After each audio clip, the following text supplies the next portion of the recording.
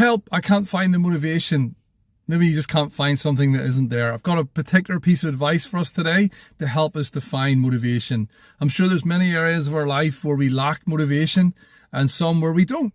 For me at the gym, I've never really lacked motivation. I enjoy it, so it's never that difficult to do it. Sometimes in other areas of my Christian life, I've struggled to go and share my faith, invite people out to church. I find that difficult at times and therefore lack the motivation to do it. What is it for us? Maybe in our life, it's the motivation to train, to get up early, to stick to a particular diet or learn a language even. I started learning Spanish, didn't keep doing it. Need to get back at it this year again. So I do need to find the motivation there with a busy life. Maybe as a Christian, it's just going to church. It's praying consistently. It's reading the Bible. It's trying to serve other people, reaching out, you name it, the list goes on. Well, I want to share today a specific principle, and it's called action-based motivation. And it's this psychological principle that action precedes our motivation.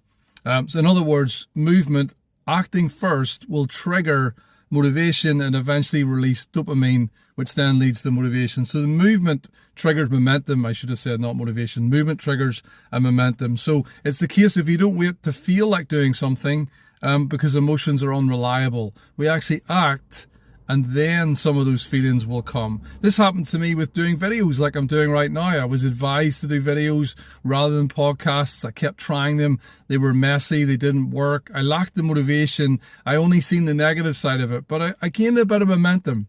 Some followers, some input, people give me thoughts on how it helped them, and all of that was super motivating for me. And it was one of those areas where I thought it would never work out, but in the end it did. I took action.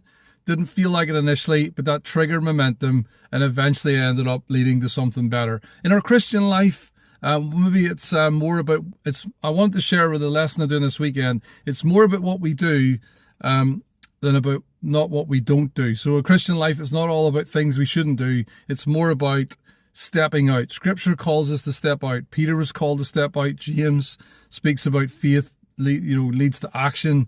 I love this particular example in Joshua where God says to him, what are you doing lying down on your face? Stand up. What are you doing lying down there? Get up and take action. Go and get the people to consecrate themselves. Go and do something. Stop lying around on your face. Even though Joshua was praying, God called him to do something. So I'd say to us today, apply this do something principle in our lives. Take a small step. Lower the barrier to entry.